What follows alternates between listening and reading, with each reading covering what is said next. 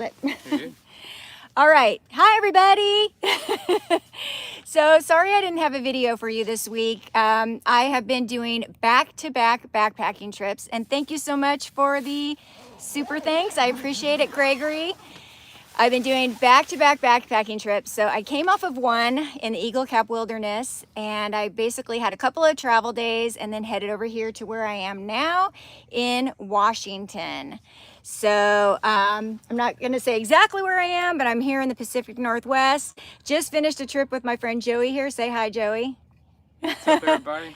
So he's going to help me with reading the questions, because it's a little bit easier if we do that. We ask for some questions ahead of time. And so he's got those. But you can also ask questions here, and I'll keep my eye out for those as well. And hopefully we'll go a couple of hours here if I can maintain holding this phone. So yeah, we are here in the beautiful Pacific Northwest. It rained overnight. Unfortunately, or fortunately, it has stopped. Let's see, we're gonna try to adjust this tripod here so that I don't have to hold it. Okay, there we go. We'll see if that works. Hi, everyone.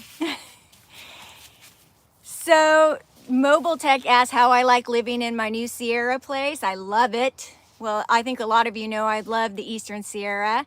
It is my special place. It's a place I first backpacked, and now that is where my home base is, and I'm absolutely loving it. And I hope I have a chance to get back there before all the fall color is gone, and I can enjoy a little bit of that. And I've been enjoying the Pacific Northwest here where the fall color is starting. So that's awesome. Sorry you can't see Joey. I hope maybe if he moves over a little bit closer. We're in landscape mode. We're in landscape mode, and I'm not going to switch it now. So hopefully that's not too annoying.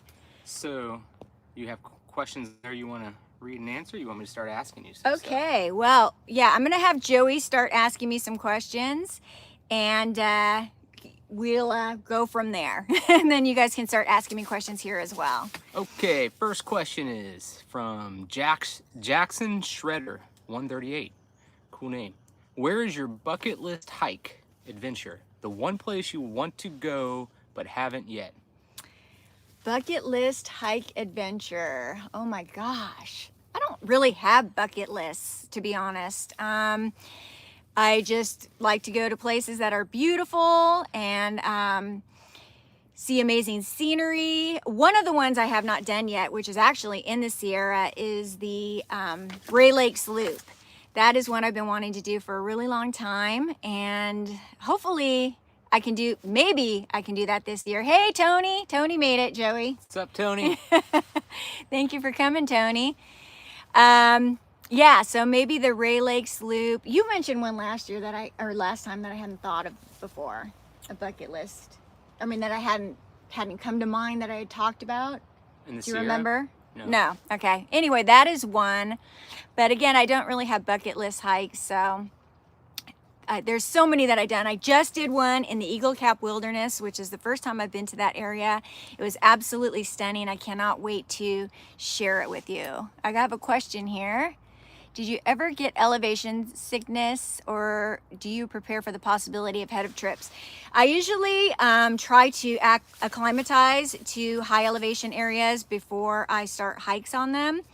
That's the best way to avoid altitude sickness. However, there was a time where I did a trip on the San Jacinto Peak, and I started from the tramway down in Palm Springs, and then I took it all the way up. So I don't know what the starting elevation is, but it's like around sea level. And then I went all the way up the mountain very quickly on a tram. That time I did experience some altitude sickness, and it was not good. I was able to get through the whole trip, and I actually summited Mount San Jacinto Peak, but I was not feeling good. It was very difficult for me to get back to the trailhead to get back down. But that's the only time I've ever experienced it. I feel very fortunate. What is the window of time that you can visit and hike in the Eastern Sierras without heavy snow? It varies from year to year. That was from Deborah. It varies from year to year, so it just depends on. Thank you so much, Kevin, for the super thanks. Appreciate it. It just depends on what type of season you're having. Sometimes you can hike into November. Thank you so much, Linda. I appreciate the super thanks. Hello from Yeah. Texas. Want me to chime in? Yeah, go ahead. I've hiked. I typically go to the Sierra into September, October. I don't know if they can hear me. Yeah. Into November, and I've done hikes as late as like mid-November in the Sierra high country. So it really just is going to depend on the snowpack and and just the weather, and if snow's coming in early or if there's no snow, and you just got to watch that. But the cool thing about the Sierra is it's at so many different elevations that just, you can still go into places in the dead of winter because it's so low. It's not going to have as much snow or no snow at all, even on the eastern side. But you're really familiar. Anyways. Yeah. So you can get in there, it's hard to get in there after spring. So a lot of times after spring, you have to wait until that snow melts off. So, but it's a pretty good season. You have a pretty good season there. It stays pretty mild for quite a period of time. It doesn't snow as early as some of the other areas. First of all, I want to take one quick moment to say thank you to Kim for moderating this. Kim Reeves, woohoo! Just finished Thanks, a trip Kim. with her and her husband Steve, and that was freaking awesome. So you'll have to stay tuned for that. Hi, Nicole. Be seeing you soon. I got a question for you. Okay, we got another question. Kat, do you ever have to worry about ticks in the places you go hiking? They can carry disease. If so, how do you protect yourself?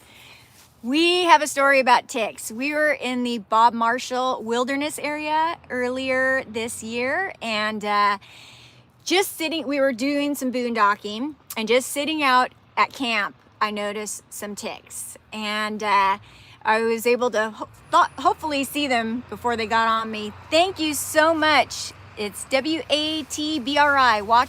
Watch Robbie. Thank you for the super thanks. I appreciate it.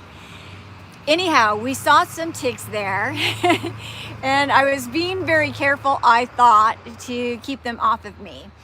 We decided to leave that camp, and we went out for pizza and a dinner later on. Were we in Great Falls? Mm-hmm. We were in Great Falls, Montana. And, or is it Wyoming or Montana? Montana. And right after dinner, I was just kind of scratching my neck like this, and I said, uh-oh, I feel something there, and I don't know what it is. And I had Joey come around and check, and he looked, and sure enough, it was a tick. What did you say? Yeah, well, she had a tick crawling. Thank you, right on the back. Jason. And as soon as I told her that, she was like, we got to go. So, I was like, get the check, we got to go. So we ran back we had a hotel room in town that night. And so he was YouTubing on how to remove a tick safely, and he was able to get it out with tweezers. And luckily, we had checked before we left, so it hadn't been there long. And we have a friend that knows ticks well, and it wasn't the bad kind. So thankfully, I got it out. But that's really my only experience with having a tick on me. I think with ticks, you just need to be aware. I mean, they're different in every state, everywhere you go. And they have their seasons and when they're out. And you just kind of have to be vigilant with looking at yourself. And some insect repellents work really well at keeping ticks away. I typically, I like to wear shorts and like little socks. And the reason is because I already know I'm going to get ticks on me. So I like to see them, and I just constantly check. But a lot of people like to wear long pants. And if you like tuck your pants into your socks, you can, the ticks aren't going to have a way to crawl in there. But when I'm in tick country, I'm checking all the time because they do carry a lot of diseases, and it typically takes about 24 hours for a tick to actually transfer all of that bacteria and stuff into your body. So if you can catch a tick beforehand and make sure you get the actual picker out, the little thing that's lodged into you and it's pulling out your blood, you want to get that out of you within 24 hours, and you should be okay. But I mean, I've had tick bites like numerous times, and that's a big thing. East Coast America, I know you get a lot of Lyme disease. There's a lot of diseases. Rocky Mountain spotted fever is a bad one. But they just have a lot of bacteria in them, and you can get sick from a tick bite. I've gotten sick a few times, But always go see your doctor too if you start getting a rash or anything like that. But Just like hi John, Pinkney. He said if there are deer there, there's going to be ticks. oh yeah, oh yeah. Yeah, and someone had asked, I have a lot of people ask about this hat. So I've seen some questions about this hat, and I also had some questions prior about this hat. So this hat is made by Dorfman Pacific, and the original one I got in a awesome little, I'd be ticked off, but that's funny. The original one I got in a little hat shop called Woolies in Idlewild, California. It's a really cute little mountain town, and it's actually near Mount San Jacinto. A lot of PCT through hikers go there. And yeah, I bought it there. Hi, Robin. Oh, she's here. She's from Idlewild.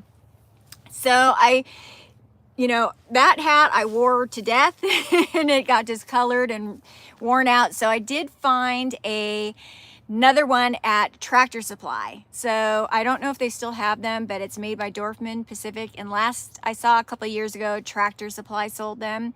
And as far as my other little baseball caps with the paintings on them, like kind of the painting drawings of mountains and whatnot, I got them at different places. There's a place called Sage to Summit in Bishop, California, where I bought them.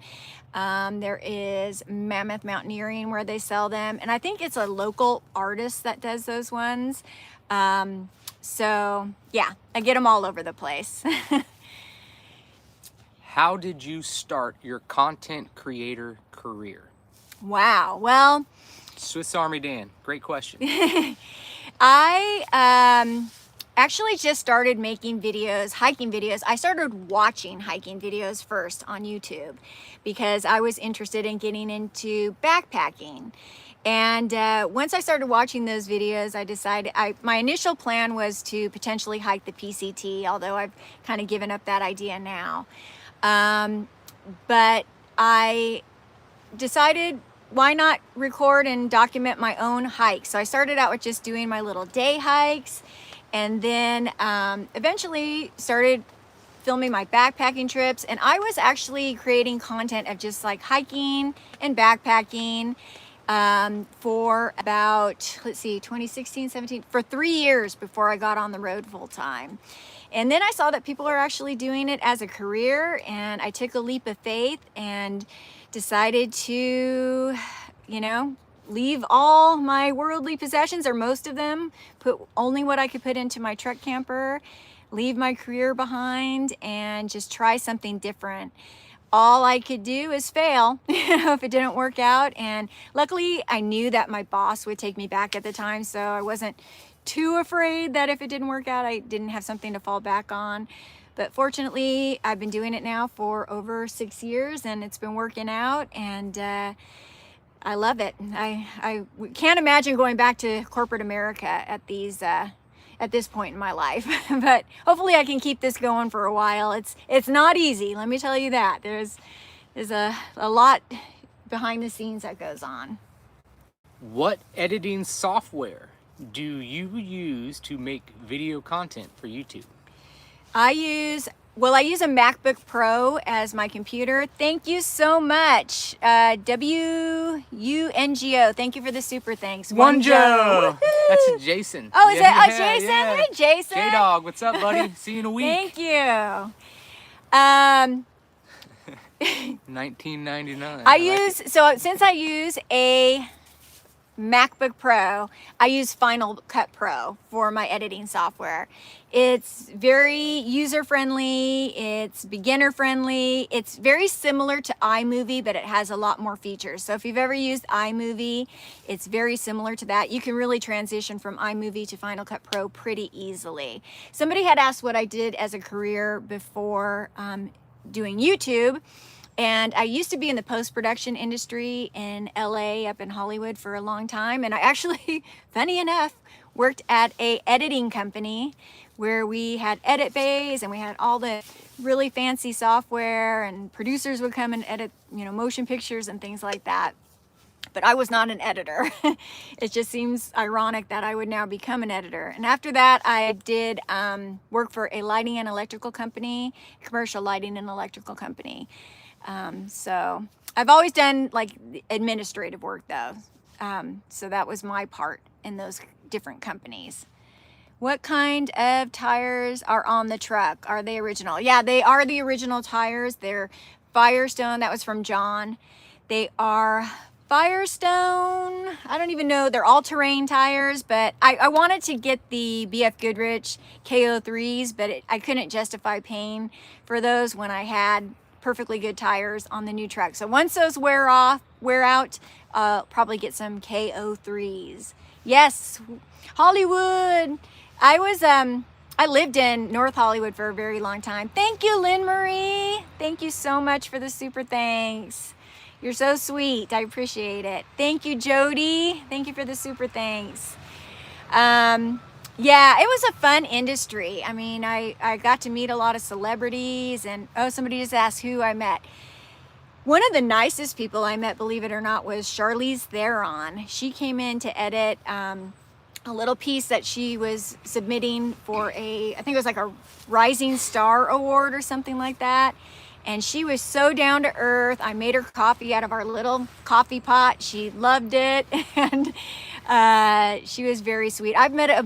Growing up in the Hollywood area, I've met hundreds of celebrities, probably. They just all live there. You see them on a daily basis. So. You said Foo Fighters. Dave Grohl was pretty cool, right? Yeah, yeah. Really nice. Yeah, I've met a lot of musicians. I worked in a record store for a while, a CD store.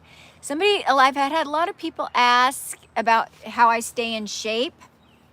Hi, Elizabeth. Thank you for that question. Mostly I also hike when I'm not I walk a lot when I'm not hiking. So I like to walk, I like to do yoga, but I do hike so much that keeps me in pretty good shape. I don't do anything radical, just keep my body moving, a lot of walking, making sure I get those steps in, and that's about it. Has the newer pack held on your backpacking weight better than your... Yeah, you know what? I did not like... I have a ULA circuit, and it's a very lightweight pack. And when I first bought it, I really didn't like it as much as the Osprey, but I've learned to love it. It holds really well. On this backpacking trip that we just finished, you had to carry a bear canister. So I can only fit the smaller bear canister in that backpack. If I need to utilize a large bear canister, I have to use I still have my Osprey, so I will use that for those trips. And Kim actually gave me my Osprey, so thank you, Kim. But yeah, I really like it. It holds the weight well, it fits a lot, and it's lighter, so that's great. Tell me when you need one, because I got... Have I ever tried a multi-day whitewater rafting trip? I think that might be more to Life Outdoors. I'm not sure. More doors. No, but I have done some whitewater rafting, and I've had so much fun doing it that once I'm done doing it, I think like I want to do it all the time. But I unfortunately haven't done it as much as I'd like to. That would be fun, like a Grand Canyon trip or something like that would be great. Oh yeah, Middle Fork of the Salmon. I did that one. I've done a few. Okay. I've got some questions for you. Yes. They're all over the place. Okay, we're gonna try another one from Joey that he has. So, and then I have a question too that ties into this. Okay. Which came first, the backpacking or the photography? Oh. And then my question on top of that would be, what was your first backpacking trip? Okay. The thing that came first was photography. I have had a camera in my hand for a very long time. I have spent time on the beach. Thank you so much, Hiking with Yowie. Thank you so much. I appreciate the super thanks. I appreciate the nice comment too. Thank you. Yeah, the very first thing was photography. I got into photography shooting surfing. Hi, Mark, you made it. Thank you for stopping by. I appreciate you taking the time. Mark Pirtle, one of my patrons. Yeah, I would stand on the beach for hours shooting surf, and I had my images published in magazines and things like that. And then I transitioned over to landscape photography once I started getting into hiking and discovered the mountains and how beautiful that was. And so all of my trips to the mountains initially were just to do photography. I did not film any video at the time. I didn't have a channel, and I spent lots of time in the mountains doing that. And then I finally transitioned into videography, which to me was a whole different ball game. You would think it would just be an easy transition to get from go from photography into videography, but it is completely different, and I was terrible at it at first. And I don't claim to be an proficient at it yet, but I do work on a daily basis. Hi, Brad. Thank you for making it. He said hi to you too, Joey. What's up, Brad?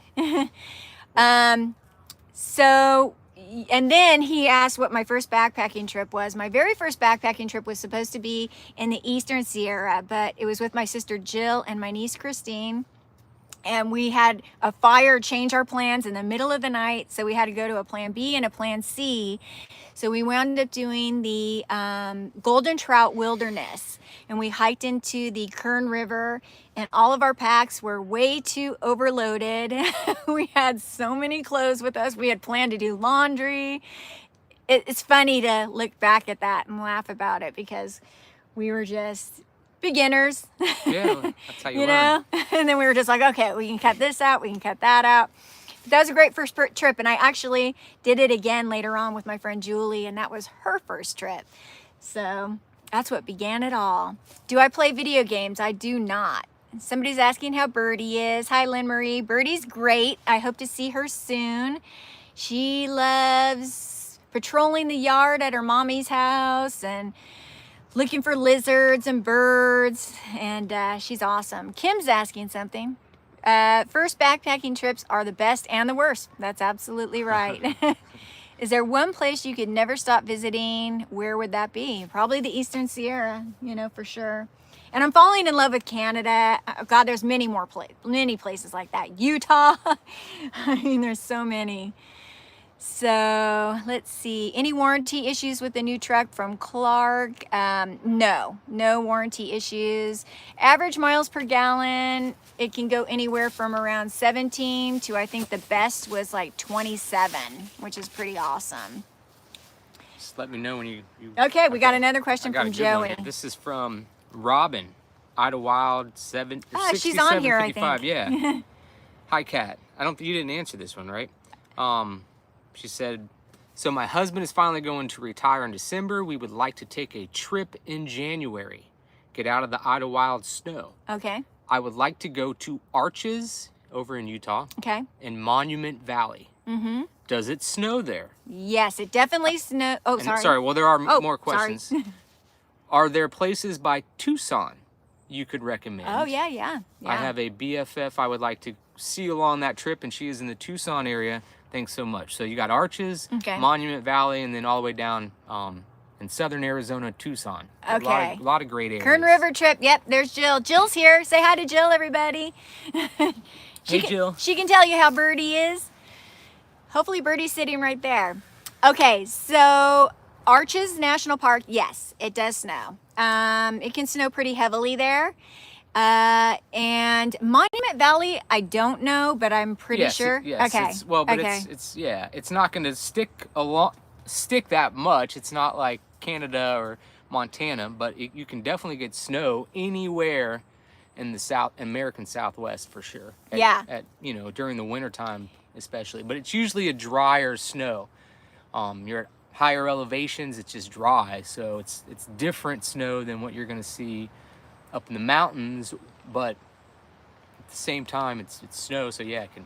Yeah. And then as far as Tucson, Saguaro National Park is there, and it's really awesome. It's really beautiful. If you get to the higher elevations, there can be snow there. So, but there are plenty of areas that you can explore at the lower elevations that are really beautiful, and they have all the very beautiful saguaro cactus that only grow in certain areas of the world. So it's pretty cool. Yeah, you should check out a person named Lane's World on YouTube. Lane spends a lot of time in the Tucson area in southern Arizona, and there's a lot of places that you can go just do day hikes. Tucson's awesome. Mm-hmm. Just that whole area, even going down to Bisbee and Tombstone, and even if you go east, you have the what are they called? We went there and camped. It's the Oh, the Chiricahua.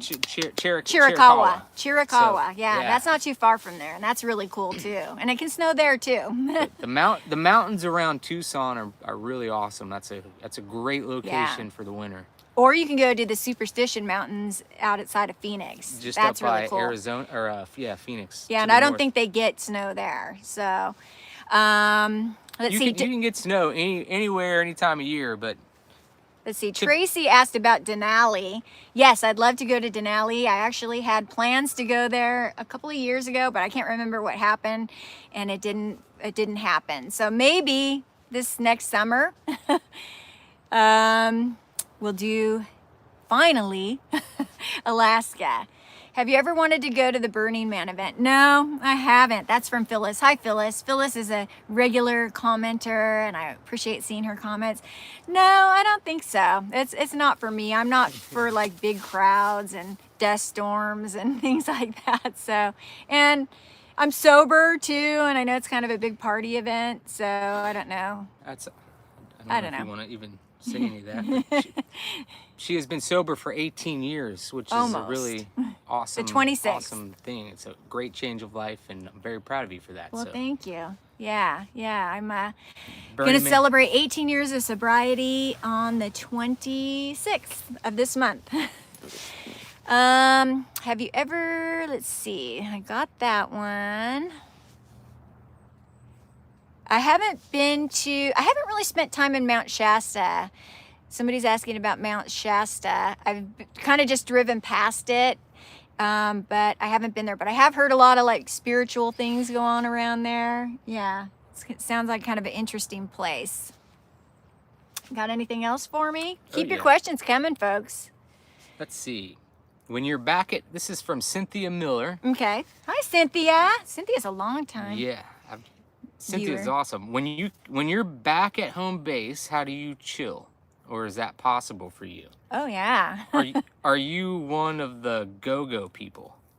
I am kind of that. I am kind of a go-go person. Like it's hard for me to chill out and relax, but now that I have such a beautiful place to live and it's pretty remote where my home base is, that's really all you have to do. It's really a great place to stop and smell the roses and look at the beautiful mountains that surround me, or to go take a short hike or a long hike. And all these beautiful mountains are accessible to me, which is fantastic.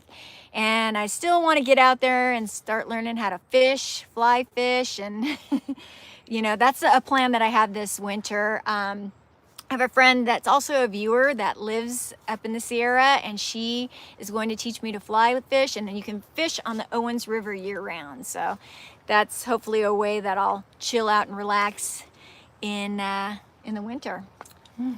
How do you keep costs down on all of your trips? My husband and I plan on doing a lot of traveling when we retire in a few years and don't want to break the bank. Love your videos. This is from BC 8778. Great question.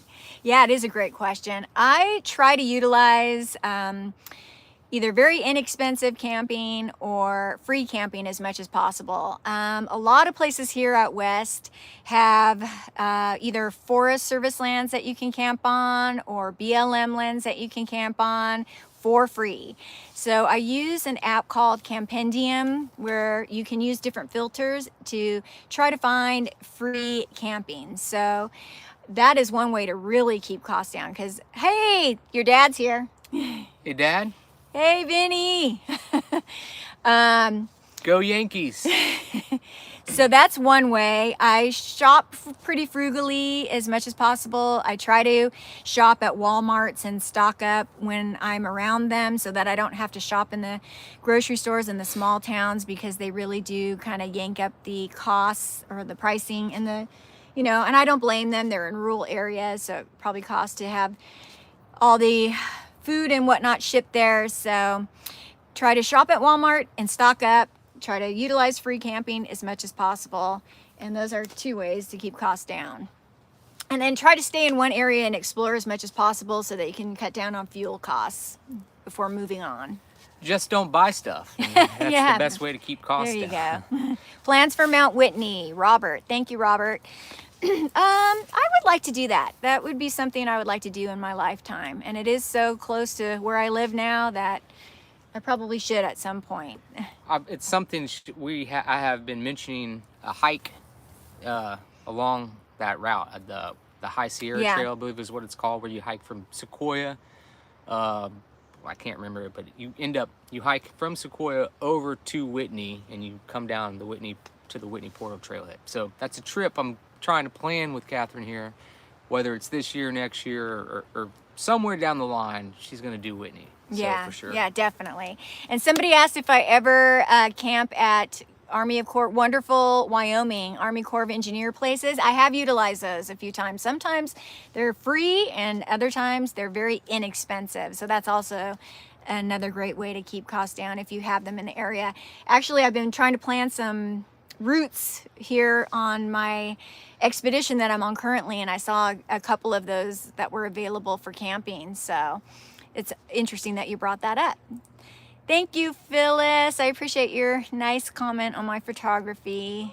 Have I ever mined in the gold mines? I have not. It seems like it'd be kind of fun though. I've driven by places that had panning. I think that we saw one. Well, you hung maybe out with our friends over there in the Sawtooth, right? Yeah. Isn't that a gold dredge? Yeah, or there's whatever? there's a dredge. I don't know if I it's don't a even know the gold words. dredge. I'm not the right It's a guy. dredge. Maybe it's not a. Maybe they weren't going for gold. That's more to life outdoors. Yeah. Let's see. Great river tube at the Blue River in Northern Cali. That'd be fun. It'd be fun to do some river tubing. I can also do that in the Sierra on the Owens River. I should do that. That'd be fun. Let me know when you want some questions. I I got gotta, all kinds. yeah, give me a question. Uh, Is everybody hearing us okay and everything? This is obviously we're in a campground, so there's people all around us. You probably hear kids, planes going by. So we're trying to do the best we can. Oh, so this is a good one. From Karen Aaron, that's a cool name. It says, I know when hiking you need to keep the weight down on your backpack, but curious as to how you and Joey can keep up the momentum on those longer hiking trips when eating from pouches and the occasional healthy snacks Thank you, Elizabeth. versus being able to eat a burger. In other words, how do you get your calories and your energy and sustain your energy for the longer hikes on what you have to carry? Well, that's not always easy. You just want to make sure that some of the things that, most of the things that you pack offer some type of protein. Protein's really important. Also, electrolytes and salt, that's really important too. So one of the things that is good about the, packaged dehydrated meals is they usually come very high in sodium, which is what you need, and a lot of them very high in calories, which you need that as well. So they specifically make those meals to give you what you need while you're out on the trail. We do utilize electrolytes as much as possible. Try to eat a good breakfast. But you don't want to carry too much food. So a lot of times I'm sure that I'm in a calorie deficit, based on what I'm burning every day, but I still manage to do it. I think you're also kind of just hyped up because you're, in these beautiful places and you're excited and you just got that kind of adrenaline going. So that also gives you energy. What would you say, Joey? What would you add to that? Track. I was reading the question. Okay. So you're talking about on sustaining energy for the question I just asked? Who has the best burger, Cynthia? Cynthia, the best burger, one of the best burgers I've ever had, and this is no joke. It's at the Big Sandy Lodge, just outside of the Wind River Range. It is so good. And it's just this very charming little lodge out in the middle of nowhere. And it is fantastic.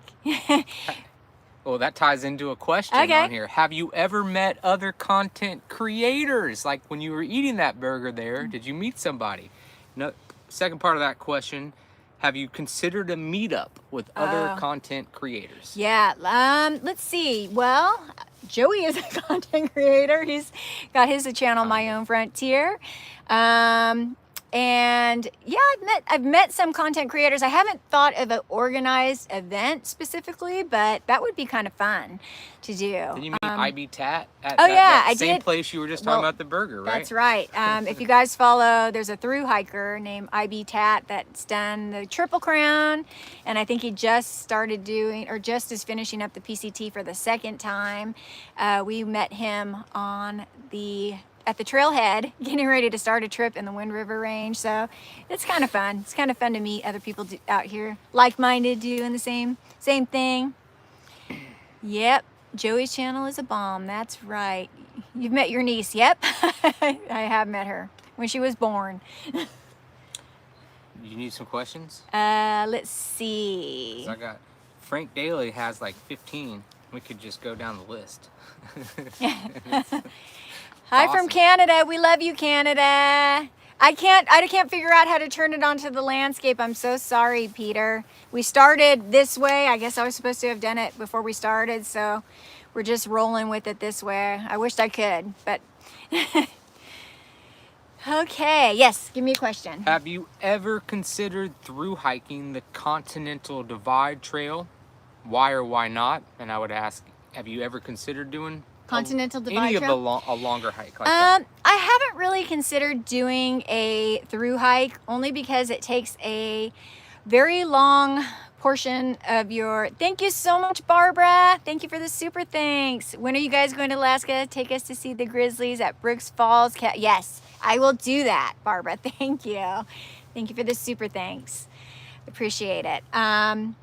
I have not, I mean, when I first started hiking, I was really kind of enthralled with potentially doing the Pacific Crest Trail.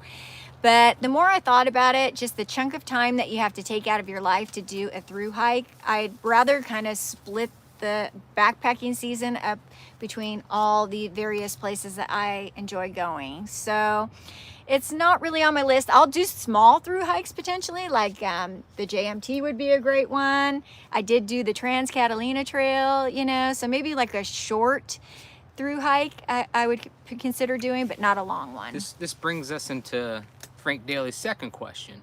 What is the longest time out backpacking for you? What's the longest backpacking trip you have done?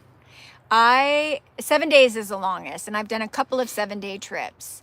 I have done one in Canada. What was the other 7-day one? I think that the Lost Coast Trail that I did last year was also a 7-day trip, and that is the longest backpacking trips I've done. I could probably go a little longer than that, but I would just say maybe by a day, because you have to carry, unless I had a resupply somewhere in between, because you have to carry food for all of those days, and that can be pretty heavy. And I think I did get a question about my pack weight. I get questions like that a lot. And on this trip that I did in the Eagle Cap Wilderness, we actually did weigh our packs, and mine weighed just under 30 pounds. And I think it's usually anywhere from like 26 to about 30 pounds is about an average for me. And then Joey, what about you? Well, I would just say, you know, a pack weight question is very, it's a very interesting thing, because the pack weight's going to vary on your trip. Are you doing a trip in the mountains? Are you doing a trip in the desert, in the canyons? Are you doing a trip on the beach? Are you doing it in June and July? Are you doing it in September? Are you doing it in the North Pole? Like, you know, what's the temps going to be? There's so many different variables, and I think a lot of people get caught up in how much the pack weighs, and it varies every time based on what you're doing. Like going to Yellowstone with the Grizzlies, got to bring bear spray, you got to bring different things to hang your food and store it. We just did a trip on the Olympic coast. 6 days. You had to bring a bear canister, which is heavy. You can't use Ursax or anything really a lighter option. So, you know, it's just, it varies. If the weather is going to be rainy, you need rain gear. If it's going to be cold and snowy, you need all that extra stuff. If it's off trail, you need extra stuff. I mean, it just really depends on what you're doing. And also, everyone has a different reason for hiking. And so some people like going out into the wilderness and bringing little things that add to that. So, you know, the pack weight really depends. It's so variable that it's kind of a hard thing to gauge, really. And it just changes every trip. Are you bringing, You know, if she's not drinking, but if you're bringing booze, Thank you you, know, that adds a Marianne. lot of weight. If you got to carry your water, that adds a lot of weight to your backpack. Got to So- stop real quick and thank Marianne for the super thanks. Woohoo! Thank you, Marianne. Marianne. But anyways, that's just so like a pack weight is it's this, you know, it's a weird thing. And then and even with your actual base pack weight, how crazy do you want to get? Do you want to spend $1,000 and drop 2 pounds, 3 pounds? You can. So you can always, you know, all those things are just different variables, and it really just depends on the trip. That's kind of what I would say. Joey, do you pack a light beer to keep the weight down? Yeah. That's why I pack light beers. It helps with the weight. So Tony asked, our friend Tony asked a little while back there, what route I did in the Eagle Caps. We started at the West Fork trailhead, I believe it was, and we hiked up to, our first camp was the Horseshoe Lake camp, and then we went up to what was the name of that second lake, you guys? I'm drawing a blank. Ask Kim. Kim's Kim's there. maybe. Kim and Steve are there. West Fork of the Wallowa. And then what was the second lake? Moccasin. Moccasin? It was Moccasin Lake. And then we went to the awesome and beautiful, oh my God, I'm so drawing a blank. It's so funny. Okay.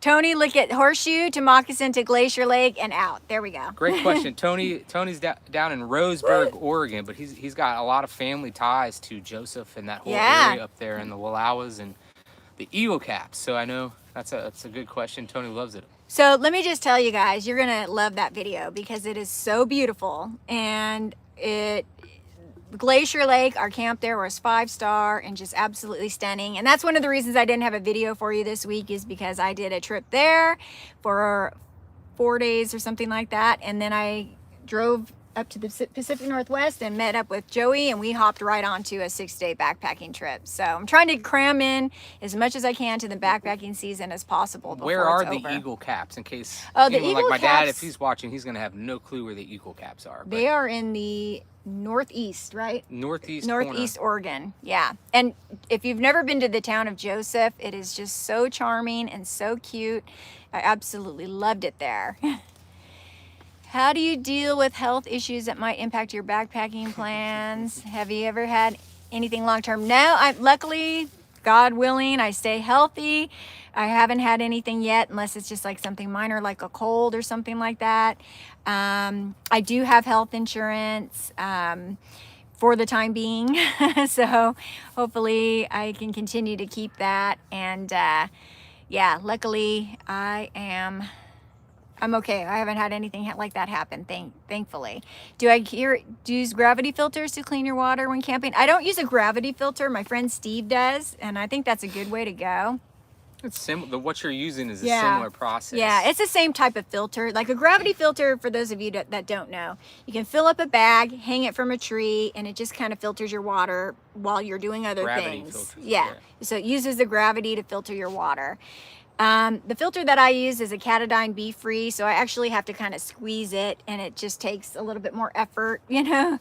But the good thing is you can kind of scoop it up. You have this little pouch, and you can just drink right out of it while you're on the trail. But yes, I do make sure I filter my water. In fact, this trip that we were just on, they actually specified that there is Giardia. Giardia exists in the water. So they said that you do have to either boil or filter. They said it's in all the water. It's everywhere. Yeah, well, you go. yeah. I mean, I wouldn't trust really drinking water anywhere. Not only that, but when you're backpacking anymore, everybody's pooping, and there's a lot of different stuff in human poop that gets into the ground, like in the Wind River Range. All those lakes are full of poo. Yeah. Fecal matter. It's gross. Especially Lonesome Lake. They've done a study. You know, that's the thing. I used to not filter my water a lot, but that's why I've started filtering now. It's just because it gets, a lot of these places are getting so many humans coming in there. Where are they pooing? We were just on the Olympic coast. You get hundreds of people a day on the beach. Where are they pooing, right? Yeah. So then you go to get to the creek to filter your water. I mean, all that is mixing in there over time, and that's why it's important to always filter your water. Matt, you said ceramic filters take care of Giardia. Which are some of the ceramic filters? Have you heard of ceramic filters? Yeah, I mean, that's I'm not the gear guy to ask. My brain doesn't retain all that. But ceramic filters going back, maybe they still do, but those are like a classic. It's a good filter, but I mean, all of everything out, I shouldn't say everything out there, but most of your main filtration systems are going to get everything you need here in the United States, in this region of North America. If you're traveling abroad, and I know people are watching abroad, but in other places there could be other stuff in the water that maybe some of the filtration systems we're using don't work. But I'm not the guy to tell you about. Bud is asking if I've ever tried hammock camping. I haven't, but I've heard it's very comfortable. A lot of the places that I go to are above tree line, so it probably wouldn't work out too well for me just because of that reason alone. And then somebody else asked a few questions back if I've ever had any bad experiences in the wild, and I'm thankful that I have not. I mean, other than just trying to dodge weather and dodge lightning and things like that. We did have a little bit of an encounter with the bear in the Banff National Park, a grizzly bear, but it wasn't bad. I mean, we just, it's a little scary for a minute there. And we did see a bear on this last trip. Believe it or not, there are bears on the coast of Washington, and that's why you have to have the bear canister. And we saw one, and it was at pretty close range, a black bear. And when I first saw it, it was standing on its hind legs, and it was pretty close to us. I got some great footage of it, which you will see when I get around to editing that video. It's gonna be a good one. I've got a great question right here from our buddy Frank Daly with a lot of great questions. Okay. Have you ever had a major gear failure while in the backcountry? And if so, how did you deal with it?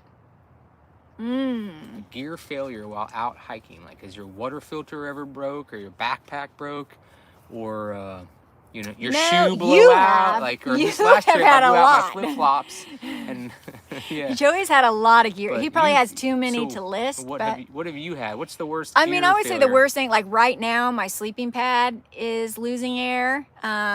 So on the last couple of trips, the rodent whispered. Yes, we did see a pika on the last trip. I've got some good footage. I just saw that question. Yeah, I've seen lots of pika, and you'll see it on my Eagle Cap Wilderness trip. I got some good footage of a pika. They're very cute.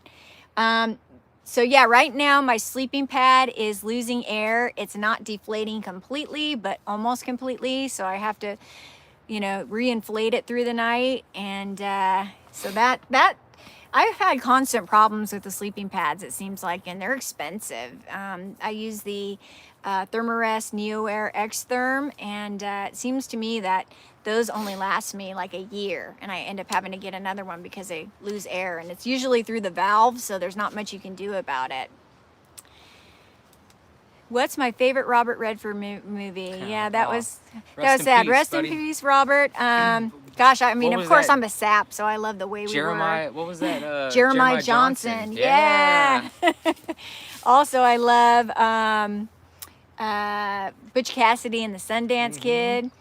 My mom loved Robert Redford and Paul Newman. Those were her favorites. She had crushes on them. And I think Robert Redford was the Brad Pitt of his day. Yes. Any ghost encounters or things in the backcountry that you cannot explain? Wow. No, I haven't had anything too weird. I've heard weird noises. I've definitely heard weird noises.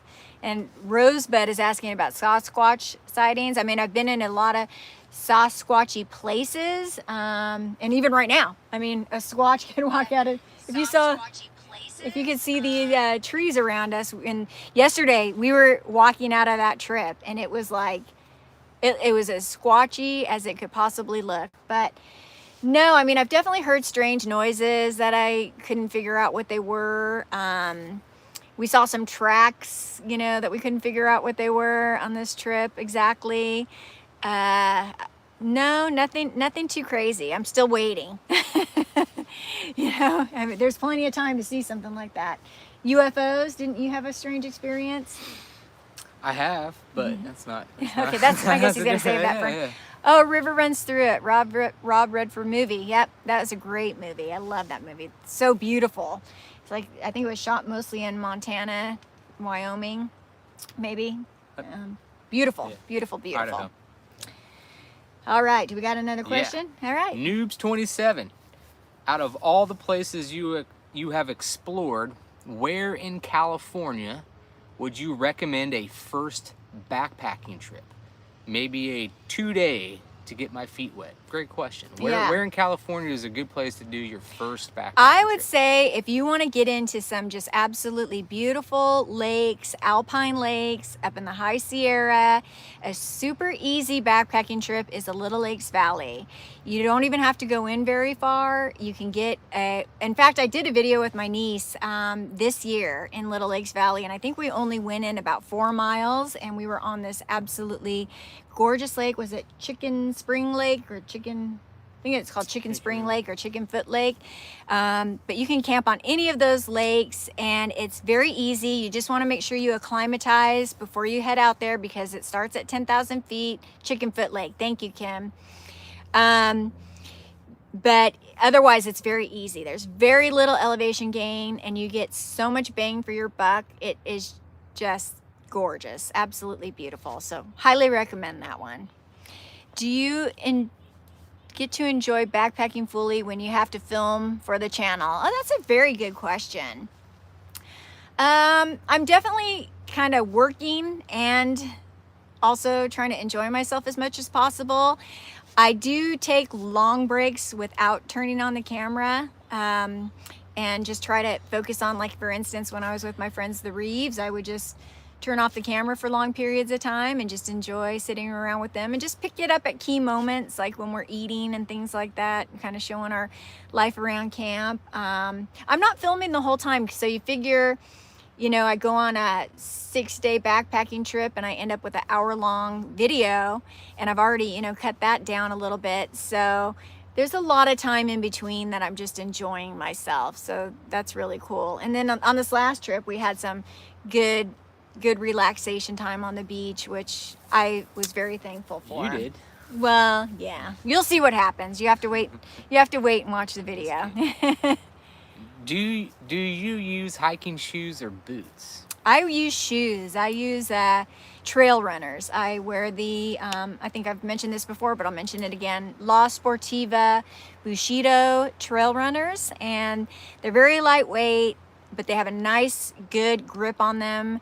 And they dry really fast. So I just prefer to wear trail runners as opposed to boots. Are all my videos on Patreon? No, I do have a Patreon for anyone who's interested.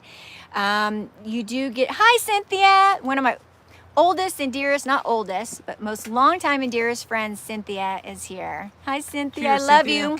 Her parents and her, they were like my surrogate family growing up. Very, very important to me. And say hi to Art, Cynthia, and Sharon, and the whole family. I do put behind the scenes content, a lot of behind the scenes content on Patreon. So usually my patrons know, you know, kind of what I'm doing and where I am before YouTube does. And they get to see a lot of the photos that YouTube doesn't get to see. And I do special Q&A exclusives for Patreons. And then also, oh, thank you, Sin. And then also I do, what else do I do? I do like, not sneak peek, but like you get the first look at videos sometimes. There's a word that I'm looking for that I can't think of right now. Premiere. Yeah. So you get, you know, and I don't always do that, but I do it occasionally. So, but no, I don't post the videos that you see on YouTube unless it's a sneak peek before everyone else gets to see it on Patreon. Preview. There you go. Let's see. Have you ever gotten altitude? Oh, I think somebody did ask me that earlier. I did talk about that earlier. So maybe Where? on the replay, if I've gotten altitude sickness. Oh. Yeah. I got questions for you when you're ready. So. Okay, go for it. Well, I just pressed the wrong button. Oh so no, hold on. I think I got one here. I got to go back. Like to the live. backstage pass for a rock show. Exactly, Matt. There you go. I got questions. Sorry. All right. How do I click on this guy? So, here we go. I'm going back to the beginning now. Okay. I can look through everything. You guys can give me some more questions. I'm ready. Sorry, they went the other way. So yeah, it is. It's a beautiful chilly day here. The leaves are starting to change here. It is so pretty. I love Washington, and I haven't been up here in quite a while, so it's been really nice. Also, when we were in Oregon, it started feeling like fall there. Fall is coming. Is it feeling like fall where you guys are? Where are you guys here from? Tell me where you're here from. All right, so What kind of music while on the road? John is asking. I like to listen to a lot of classic rock. I have that on my Patreon, or not my Patreon, my Pandora.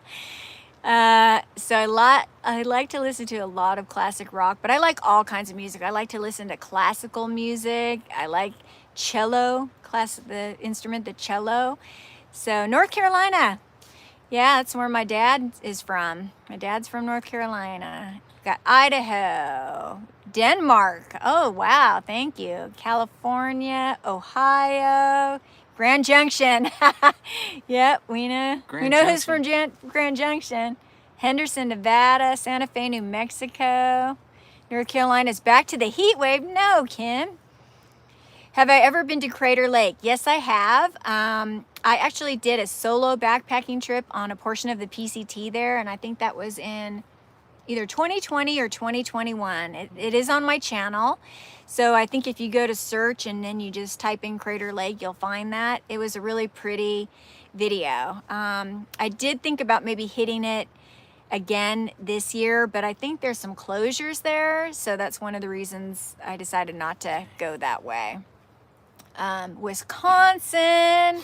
Wow, Illinois. I don't know how to access these Thank you all for questions. being here. First and foremost, I really appreciate it. There were quite questions on here that I had pulled up. I backtracked, and now I can't. Silver see 'em. City, New Mexico. I love Silver City, New Mexico. And the Gila. We went to the Gila. And there's a good taco. It's called place. Jalisco's, I think. Yeah. Wasn't it Jalisco's? Have you been to Jalisco's? The one that's from Silver City, New Mexico? That was a great Mexican restaurant in your town. Santa Barbara, South Carolina, San Diego.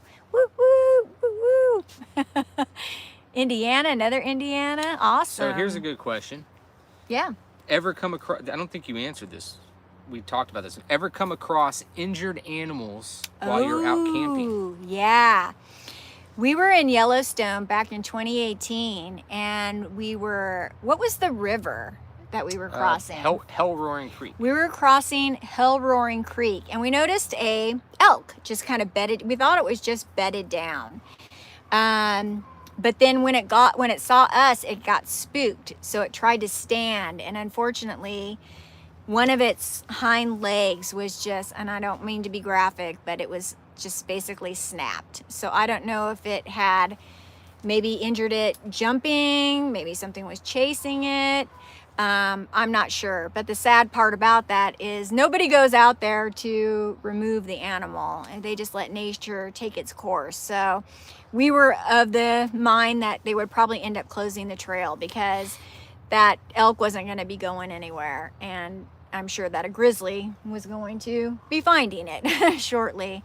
We saw a poor seagull on this past trip with a broken wing. It was sad. It couldn't fly. So we saw it over several days just kind of making its way on the beach. I don't know how long they can survive if they don't fly. And then we also saw a big sea lion, which we thought maybe he was injured or ill. He looked really old. He had a gray face and he was on the beach. So we didn't know if he was going to end up making it or not, because we did see some dead sea lions and seals on the beach.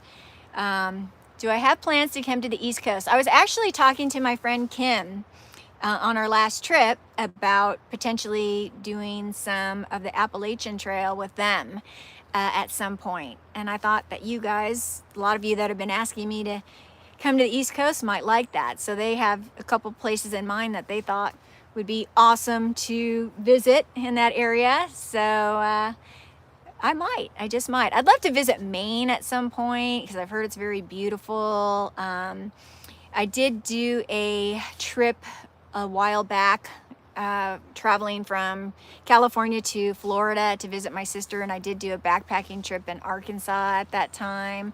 That was really beautiful. There's some beautiful areas back there, so I'm definitely not opposed to it.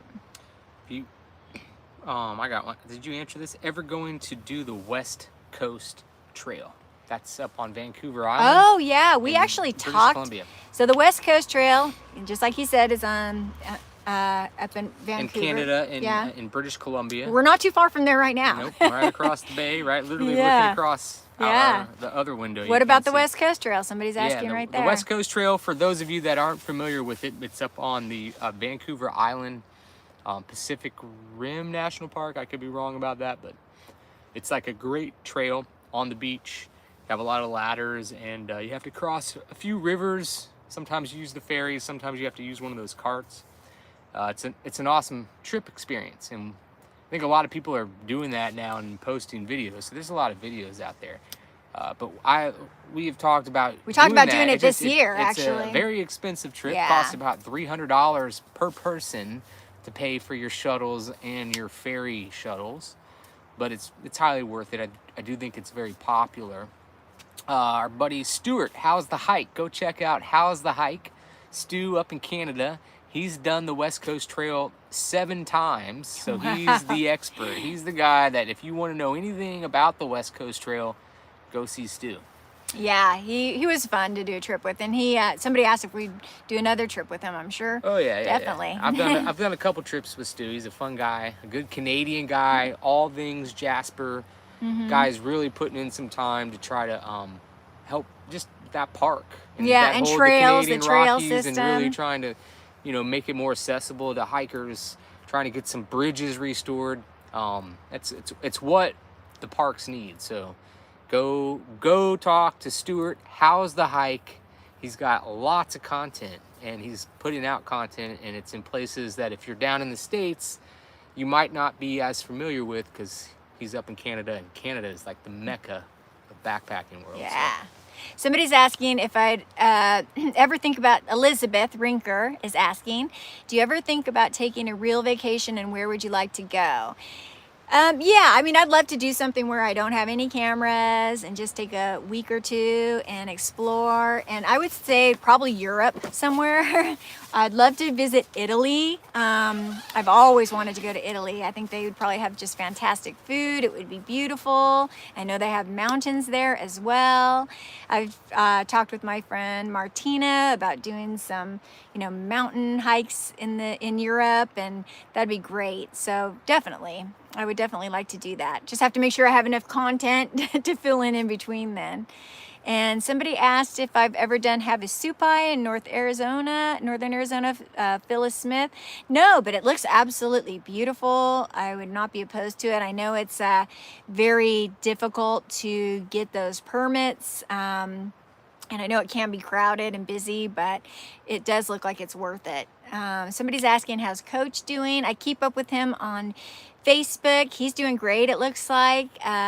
He had just finished some backpacking over the summer. He's still getting out there backpacking, and I think he's in his early 70s, which is, very inspiring. He still has his dog Buddy. He had his dog Buddy out with him. Looks like he's doing great, and yeah. Let's see. Before I ever plan on going up there to film in Alaska. Yes, I think I talked about that earlier. I would love to go to Alaska. Definitely. It's definitely on my list. And let's see. Let's see. I love that your vacation would still include hiking. Yes, I love hiking. And anywhere I go, I like to look at what hiking trails are around and see what I can explore. And even where we are right now, I was kind of looking around to see what hiking there is around here, just to get my body moving. Got any more questions for me? Yeah, just gotta find them. So all right. Joey's looking up I'm the not questions. really good with all these. It's been awesome. I want to thank him for things. doing this for me, because it's hard to, like, I'm trying to pay attention to the questions that are coming through, and then he's able to look at the questions that came through prior, so that's really cool. But I don't know nothing about this stuff. So like I had questions pulled up. There's a bunch of them and I can't access them now. So I don't know how to, I had them on my thing to read, and then I like hit something and they're gone, and now I can't get them. So I'm gonna give you one second. Mountain lion ever? No, I have not seen a mountain lion, but now that I know what they sound like, they can sound like a bird. Like, so sometimes when I hear these birds out here, I'm like, is that a bird or is it a mountain lion? Because they can see me, but I can't see them. So I'm sure they've seen me for sure. What else do you have on your list for this year? I don't know if you've answered that, but what are your plans for the rest of 2025? Well, I mean, I mentioned the Ray Lakes Loop. That is a potential. It just depends on weather, because it would have to be done probably in mid-October to late October. So it just depends on if there's an early snow season this year. And if not, I'd like to get in there, or, you know, maybe do some more Sierra trips before it gets to be too much snow and too much winter. But I have some other interesting things planned for winter, so there'll definitely be some adventures that keep coming. Just may not be able to get up into the mountains. I'd probably start at, somebody's asking which trailhead, I'd probably start at Kearsarge Pass. Kearsarge Pass. Yeah. Yeah, so I think that's the trip we've been looking at doing to go to Ray Lakes, would be to go over Kearsarge Pass, which is spectacular, and stay at Kearsarge Lakes, or yeah, it's lakes. There's multiple lakes there. It's a very beautiful spot. John Amorisano first showed me that place, and it's one of my favorite places in the Sierra. And so from there, you can kind of go over to Glen Pass, Charlotte Lake area, and then you go up and over to Ray Lakes. You have Arrowhead Lakes, very beautiful, and in October you get these fall colors. The aspens aren't quite that high, but you have fall colors just everywhere. And then as you drop down into Paradise Valley, you go into the aspens. It's beautiful. And Bubs Creek, I think, is what you come back up. So that'll be the loop, and then we'll finish by going over Kearsarge Pass again to finish. If there's one trip to do in life, that's a good start. Like, if that was all you had, that's one that like really is 5-star, beautiful all the way around. Trees, high alpine scenery, lakes, mountains. It's a great one. I don't have any good bear. Well, I have a good bear story. I got to see a beautiful grizzly on the side of the road one time. I got to take a beautiful photo of it in the snowy conditions of, you know, Wyoming, but nothing like any crazy encounters I have seen. Thank you so much, Joyce S. Thank you for the super thanks. I have, Joyce is a very long time supporter, so thank you, Joyce. We had a bear on this trail, as I just mentioned, and it was pretty close. And we've seen a grizzly pretty close on the trail, but I have not had anything really crazy. So I had a good one this year. I've had some, I guess, over the years, but this year what was interesting, I had one. I was solo in Yellowstone, and I had a strong bear warning. When I pulled my permit, the permit actually said strong bear warning for your campground. And I went to the campground and I had no issues. And some of the campgrounds around me were already closed because of, I guess, a bear had gone in there, but mine was open.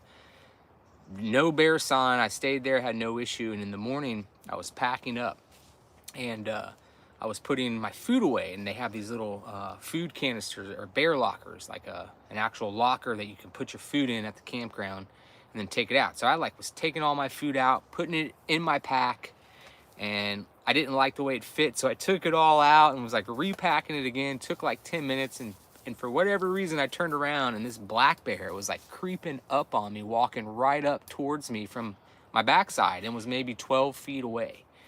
And my bear spray wasn't there. Like, I was just standing there, and I was like, whoa. And I like backed up, and when I backed up, it actually kept coming towards me. And so I stopped, and I was like, whoa, no, no, no, no. And I started waving my hands, and I yelled at it, and it stopped, and it turned around, and I just kept yelling at it. And that's kind of what you have to do with bears, especially in camp. Like, you gotta be confident in yourself and display that to to all wildlife, whatever your encounter is. It doesn't mean you want to go attack it, but like you got to stand your ground.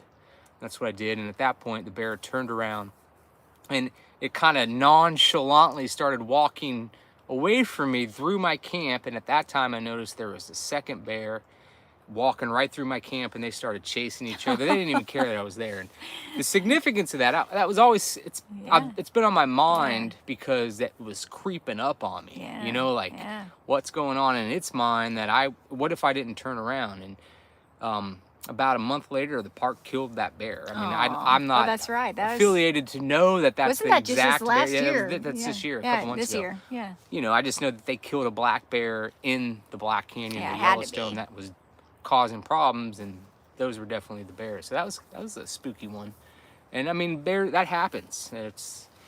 There's no guarantee of your safety while in the backcountry, and it doesn't happen often, but every now and then you get random experiences like that, and it really comes down to standing your ground, and respecting the animal, but at the same time standing your ground and not displaying weakness, because I mean They can sense sometimes that. it's not that they want to eat you all the time, but in that situation the bear really wanted my food, and you got to like stand your ground and protect it, you know, to a certain extent. Anyways, Thank you, Nicole. I love you too. Nicole hikes a lot. Somebody asked if I would ever do a fly fishing somewhere in Canada's north for a week, or to hike. I'd love to, something that I think would be really cool is doing like a canoe trip in Canada, where you like canoe and then you portage and you like get out and go to the next spot and canoe again. I think that would be, I would like to do something like that, you know, really be,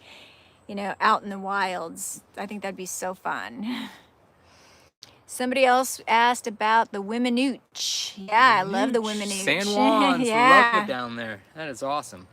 That was Hinder. Nope, that was CC Custom Leatherworks. You have backpacked in the Wiminooch. Yes, I correctly? have. Yeah. I have. It is beautiful. I love Colorado. And you have the Needle Mountains through there. I mean, the San Juan Wilderness area, that's in southwest Colorado. The Wiminooch Wilderness, Wiminoochie, I guess everybody says it different. It's one of the bigger wilderness areas in Colorado, and just those mountains there are really cool. And you have different types of mountains. On the west side of the range, you got the more dramatic Needles. You see that if you've ever been on the $1 Million Highway going up from Durango all the way up over to Silverton. All those big mountains out there, that is the Needle Range, and that's the San Juan's Wiminooch. And then if you go east from there, they change a little bit. Man, you get these aspen trees everywhere that they're all going to be like orange and yellow right now. Yeah. Oh, And wow. We were there during the fall last year in Colorado. And it's actually, it's one of those hot topics people like to talk about. Are there grizzly bears still there? And no, I don't think so. But actually, if you read some of the books, they could be. And it was a place where the last grizzly bear killed in Colorado was in 1979. May have been 1980, but they had thought they were extinct, the grizzly bears, for like 30 years.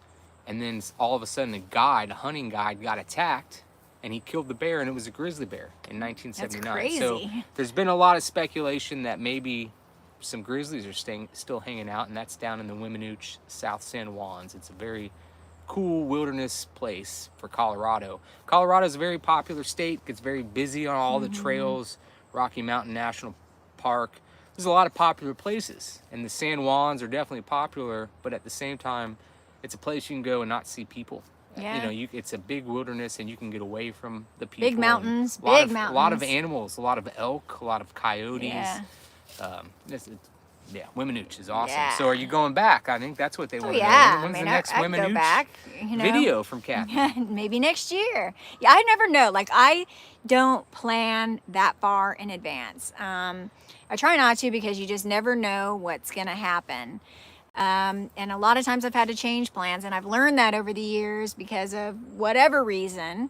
A lot of times if you plan something far in advance, it just doesn't work out. So I really plan now. It feels like maybe a week or two, or, you know, maybe more than a week or two, but maybe like a month in advance is like mostly the most I plan a trip.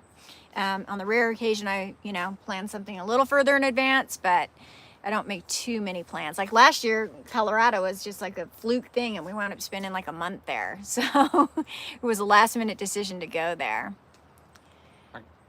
I don't know if you answered that one. Somebody says, remember Joey, you always hike, that's Lynn Marie. You always hike with a partner to keep between you and the bear. Always keep one person in between you and the wildlife or the dangerous thing. That way you have a buffer, right? Mountain lions have been seen in parts of Kansas. That's crazy. I didn't know they had mountain lions there. Oh yeah, those mountain lions are everywhere. They're good. They're good at not being seen. That's how they survive. Best spot in Colorado, somebody said. The best spot in Colorado? Yeah, I think that was maybe Jason. The Wiminute, yeah. So here's one. I don't think you answered this. Thank you, Delilah. It's kind of it's a best and toughest. So what is the best part of living on the road, and what is the That's from Marmalade, by the way. Check out Marmalade's channel, Marmalade Outdoors. What is the toughest part of living on the road? The best part is the freedom. The best part is the freedom, and also just being able to see the beauty of this country and other countries, being able to explore remote places. You know, moving is both the best and the worst part, because sometimes you are not wanting to pick up and move, but I get antsy at the same time, so I like to change the scenery. So moving's one of the great things.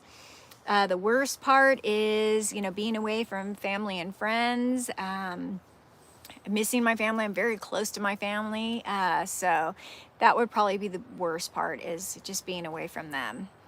And then backpack, that was the same thing for backpacking. Yeah, and then for backpacking. So backpacking, I would say the best part is seeing all these places that you can only see on foot, and some of them are just the most beautiful places you've ever seen in your life, and you could not get there otherwise unless you know, hoofed your stuff out there. And the worst part is hoofing your stuff out there. The heavy packs and the not so great food. You know, you're always dreaming about your next burger or slice of pizza, and it's never like the healthy stuff that you do crave fruit and veggies and things like that, but you're, you know, usually dreaming about the next burger and the next tasty meal that you can have. So like the food is never the greatest, and like this last couple of trips I haven't really wanted to eat my food. I haven't had much of an appetite for it, but like my trip in Canada that I did in August, like I was ravenous on that trip. You know, I could eat and eat and eat, but like the last couple of trips I haven't had that much of an appetite. Kim's asking if I tried so Mountain House made a new meal, and it's called the pepperoni pizza bowl. So it's like a pizza. They put like chunks of like crust in it, and it does you know, it was good. It does taste like pizza in a bowl. Yeah, and it has chunks of pepperoni in it. To me, I told Joey, I said that's my new favorite Mountain House meal. So it was really good. Just remember to bring the Parmesan cheese. Steven, bear scat in the bag was delicious. We came up with these crazy names on the trail in the Eagle Cap Wilderness, and we had this really good dessert. It was by Peak Refuel, and it was a berry cobbler, and it was so tasty, and they make it look very beautiful on the bag, but once you add that water in and you mix it all up, Steve said it looked like bear scat. But it was so good. It was so good. And so he says bear scat in a bag was delicious. Did you just order the pizza bowl, Tanya? Yeah, you'll like it, I think. It was good. It was really good. And I always crave pizza when I'm out there. We've made pizza in the backcountry. It's pretty easy to do. So like if you have that in your video. If you're able to, yeah, I have one in my Canada video. So you can either use like a tortilla, or you can get a pita bread, or you can just get a bagel, you know. You just put some butter on it, and we've brought out a small, you know, frying pan onto the trail, or Joey's packed it in, and we brought some pizza sauce and some pepperoni and some cheese. You want to eat it probably within your first couple of days, because that kind of stuff does have a shelf life. But you can make pizza in the backcountry if you're willing to carry the stuff in, and it's good. And one of the things he brings on the trail a lot is bagels, and he'll sometimes carry in butter. So butter, you're able to carry butter out there as long as it doesn't melt. And so you can just put some butter on your bagel and put it in your pot and toast it. It's so good. It's weird, like you crave little things like that, you know, when you're out on the trail. And that usually does the trick. Vancouver Island is loaded with cougars and bears. I was thinking It's one of the, it has more mountain lion cougar attacks than like any other place in North America. It's Vancouver Island. Yeah, I was thinking kind of where we just were. Squatch country. Looks like that. Lots of bears. That's a cool place that. Yeah, I'm definitely going to be We up have there yet to at one of explore. these times. English muffins make a good pizza. Yeah, I agree. Yep, definitely. If you guys have more questions, keep them Here you coming. go. What would you do differently with your light travel truck setup if you had to do it over right now? Well, you guys might have noticed I started out with a cot, and I like that because it had all the storage underneath. The one thing I don't like about the cot is when you're on it and you sit up, you're like crunched down like this. So it doesn't give you a whole lot of headroom. So now I've been just using a full-size air mattress that I got from Walmart and just laying it out, but it takes up the whole space back there. I do like it. So what I think I would like to do is get a removable, like a platform. And the ones that I like are the ones that are slatted to where you can either make it for, you know, like a cot type situation. So like if Joey's not hanging out with me and I just want to have the single size, I could just tuck the other side in, or I can pull it out and have the full platform. And the thing that's nice about that is you have the storage underneath. So I think eventually I'll look at something like that. The ones that are pre-made that these companies make for the trucks are very, very expensive. So maybe if I had a friend that was handy with wood or something like that, you know, and you had to make one, that would probably be the best way to go. But I'd want it to be where it could be removed from the truck because, again, I want a no build. I want to be able to remove everything when I want to just use it as a truck. So. Sorry, I'm watching myself Hi, on the John. video. It's got like a 5-second delay. Oh. It's kind of funny. Hey, all right, so here we go. Some really beautiful trails off the Blue Ridge Parkway. This is from Brooke Dale. Okay. Some really beautiful trails off the Blue Ridge Parkway. Have you ever visited? So the Blue Ridge Parkway is a spectacular road that goes to the Appalachian Mountains. I think like the natural bridge in North Carolina is off of the Blue Ridge Parkway. Correct me if I'm wrong. So I think I've actually maybe been on a little part of that, but if not, then I have not. And that would be a very small part of it if so. So, oh, that's Virginia. Okay. No, I have not, but I've heard many, many good things about it. And also like the Natchez Trace area, I've heard that was really cool too. Hello from Minnesota.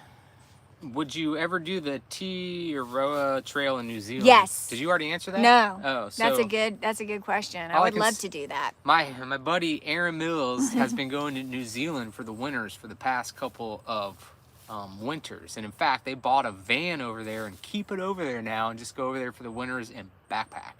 And he's like always just telling me I gotta go. It's the best backpacking. It's the coolest place. So New Zealand is definitely high on my list. Yeah, me too. I'd love to go there. I know it's on her list, and I know it's on a lot of people's list. It's spectacular from what I hear, and it's so good that people I know are going back and back and back and back, and that's a good, you know, red flag. Yeah, It's like a pay attention, should go there. So that's high on my list. Somebody asked me if you have ever saved me from any wild animals on the hikes. All the time. I tackle bears. The bears are always like snooping around. They see her as prey, and I'm just like, get out of here, bear. And they come up, and I'm like, ooh, I grab the bear and I throw it away. And another one comes up. That's why I I keep grab them it around. and throw it away. Yeah. No, honestly, I will only hike in grizzly bear country with Joey because I feel very safe with him out there. He's very cautious. He's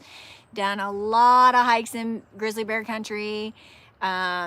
So whether he usually keeps them at bay before we even come up because he makes a lot of noise and he makes sure that the path is clear. He hikes in front. I make more noise than he does sometimes. She's the one that's always like, hey bear, hey bear. Yeah, sometimes I'm like every 2 seconds. Sounds like a wounded lamb out there. Like, hey bear. How do you, did you answer this one? What? How do you fund all your travels? It's from Jonathan How do McHugh. I fund all my travels? Through this channel. This is my job. It's a full-time job. I get paid through ad revenue. I get donations from my patrons through my Patreon page, which is Cat Adventures, if you're interested in checking that out. I work with different sponsors. So when you see those, AG1 ads or RV mattress ads in my videos, I do get paid from my sponsors to do those ads, but I only do them for products that I absolutely believe in. I've been working with AG1 for years.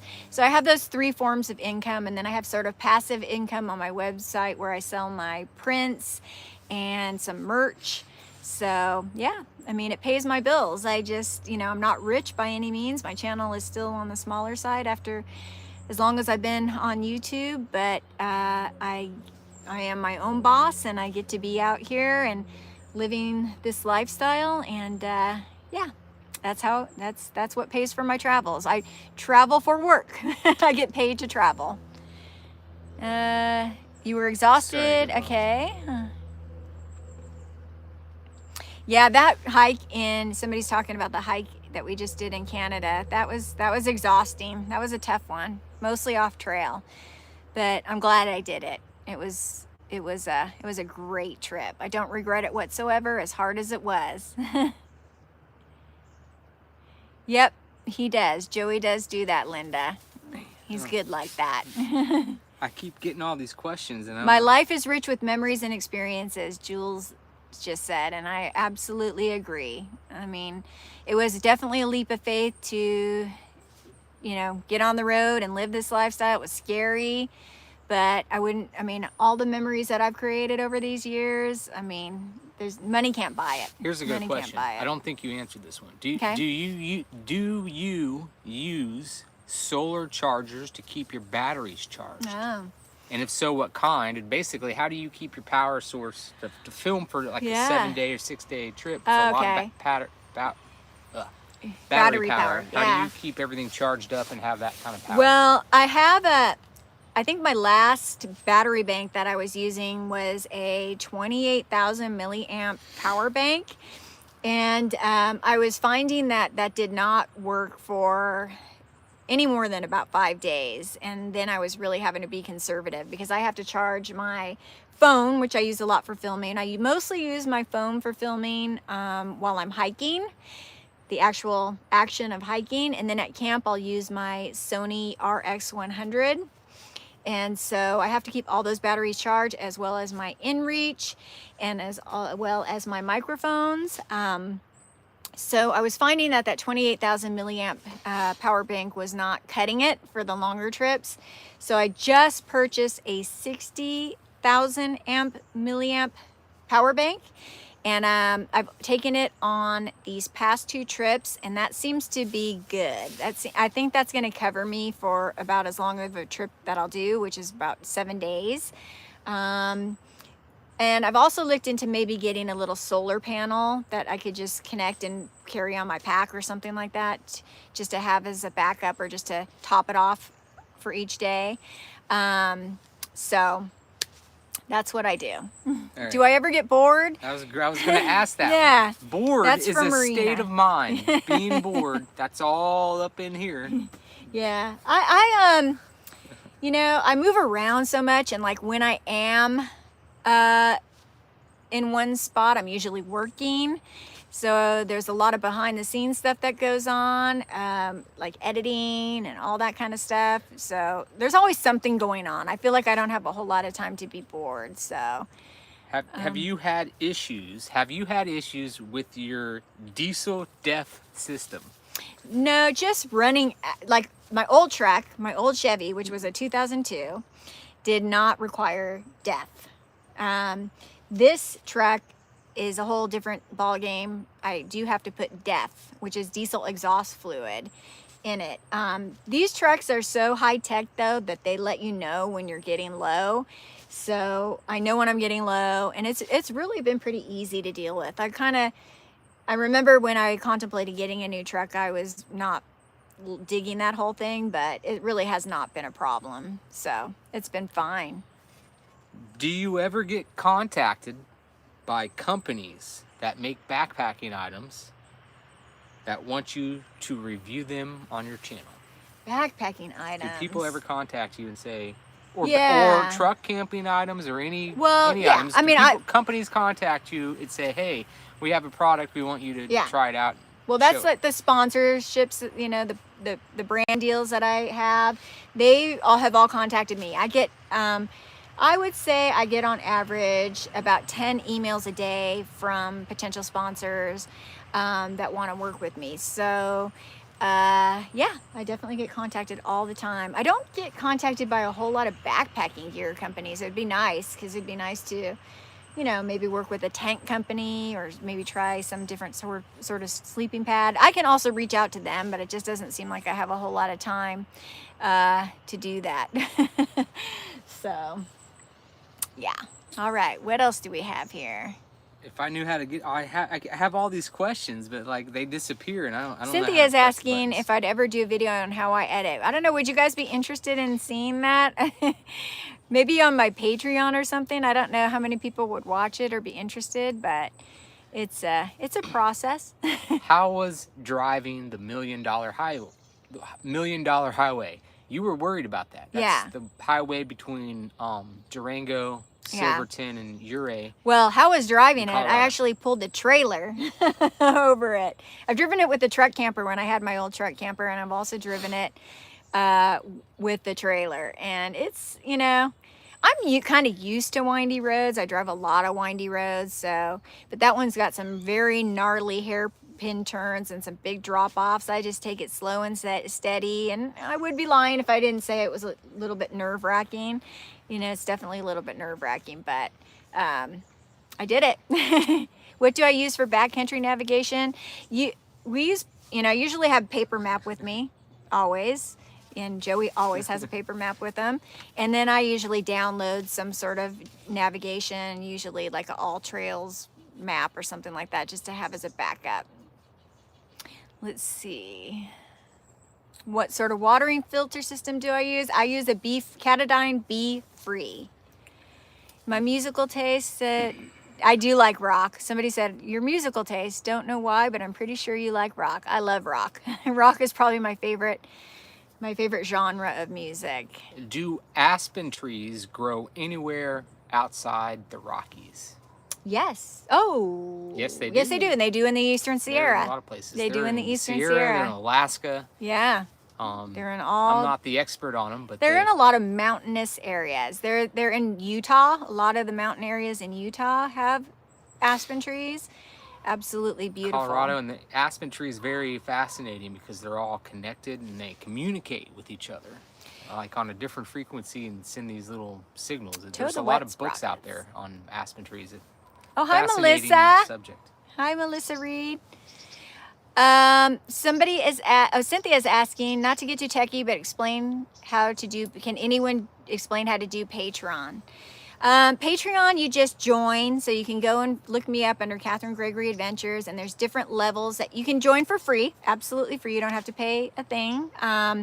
There is the content's limited more for the free members, that as a paid members get to see basically everything.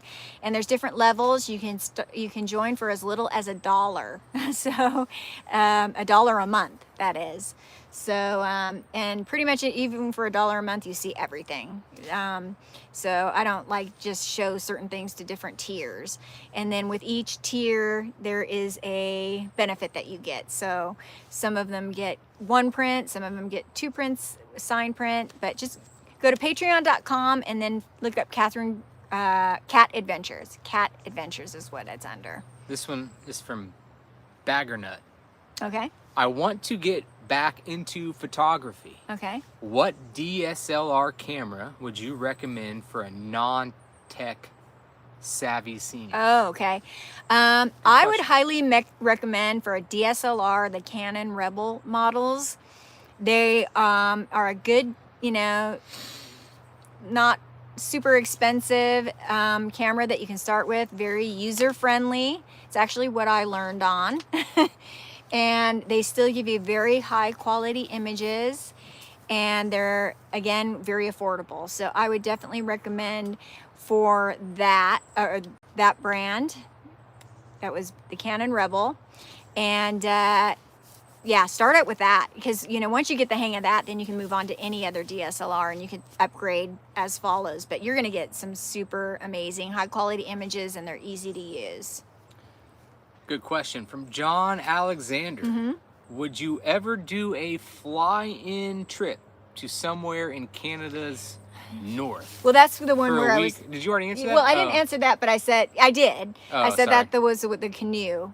That maybe I would like to but do the canoe. A fly-in. Canoe's not a fly-in. Oh, trip. okay. Yeah, I would Would you ever do consider a flying flying trip like Yes. Nahani? Yes. It's a good place. I Canada would. is loaded, especially on the Yukon, northern BC, the west side of Canada is where it's at. Fly-in trips.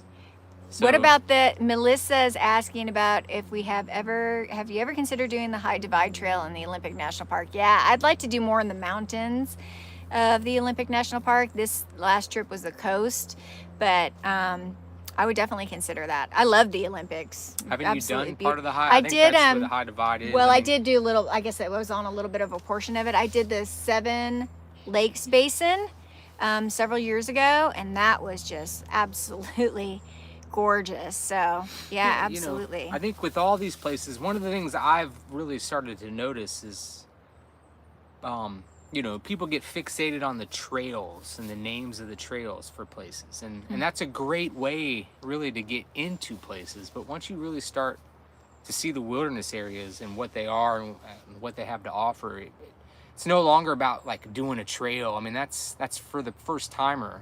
Once you really love a place, you go in, and I think you're not really doing a trail route as much as you're just following your heart and soul in the wilderness, right? And like, what adventure do you want to have, and really getting to seek it out and see it and feel it and enjoy it and get the full experience from a wilderness. My niece Christine is here, Nomad Unknown. What's up, Christine? Yeah, she and I did that trip, the Seven Lakes Basin. And when you talk about like wildlife encounters, she and I had an encounter with, I think I talked about this maybe on the last live, with a mama mountain goat and its two little baby kids. And I mean, we just like, it was right on the trail, right in front of us. There was nowhere for us to go because it was a big drop off. And we just kind of had to stare each other down, and we didn't really know what to do. And if you see those animals up close, they are intimidating, because they are, well, not the little babies, but the mama, because they are just burly. They're just all muscle, and they can just ram you right off the mountain. But luckily she just decided to take the high route because she could, and moved around us. But that was a great experience. I don't know if you answered that. Melissa said, good point, Joey. Idaho, Great point, Joey. Idaho Solar, did you answer that? Any plans to backpack with Travis? Travis, I'd love to backpack with Travis. Any plans Mountain to Wanderer? backpack with Travis, aka Mountain Mountain Wanderer, Wanderer? It's yeah. my buddy up in the Idaho Panhandle. If you have not seen Travis's videos, go check him out. Does a great job, really fun guy. And yes, tried to hook up with Travis a handful of times. It never seems to work out, and hopefully we'll get something in the future, whether it's this year or next year. Travis, come down, man. Come to Utah. Come do a trip. Get on Travis's case. But go check out Mountain Wanderer's videos. Boondocking and rockin'. I saw your comment. Thank you so much. You know, if you don't have a penny to help out in any kind of monetary way, that just your support, your comments, just viewing my videos, giving it a thumbs up, you know, things like that you can do for absolutely free. Subscribing to the channel. Those are amazing ways to support the channel. And, you know, I'm thankful for all of you. Believe me, every single one of you. It means the world to me. And I wouldn't be out here doing all of this if it wasn't for you guys. So Wempner Wanderings, thank you so much. Thank you so much. I love your videos. I look forward to my Sundays. Keep traveling. I appreciate these super things. Thank you. Enjoy your content. Your daughter wants to do it. Well, tell her to go for it. Have you and Joey ever thought about a Canadian train ride? Oh, you know, there's a train that goes through the Rockies I've seen. I've seen the train. I haven't been on the train in Canada. Yeah, I think I'd probably want to start from the East Coast so that it ended in the Rockies. But it looks so amazing. It looks like it goes, like cuts right through the heart of the Rockies. I have thought about that. I mean, it looks so awesome. And I don't know what other trains, if anybody has any recommendations for. I'm getting on a train in 3 hours to go back to the Rockies. Headed to Glacier. Yeah, so in Joey's Yellowstone. actually leaving today to head to Yellowstone. So I only got to meet up with him for about a week this time, and he's on his way today after we're done with this, and then I'll be out on my own again. So I don't have a drone. Joe is asking if I have a drone. No, I don't. I'd like to get one, but I think you have to have a license to fly them if you're monetizing your channel, and there's a big process to that. So yeah, trolls, boo to the trolls. That's why I have a moderator. People just look for live streams. They don't even follow your channel necessarily. They just want to get on the live stream and troll. What would I do if not being a content creator? Well, I was director of marketing before I got on the road. So I'd probably go back to something like that. But God, I really hope I don't have to. Hopefully I can retire in several years from now. And Kimberly, just want to say thank you. And last 6 years of inspiration and beautiful photography. Thank you, Kimberly. I appreciate you watching. Couldn't do it without you guys. I used to be a Hollywood star. No, I used to work in Hollywood, that's for sure.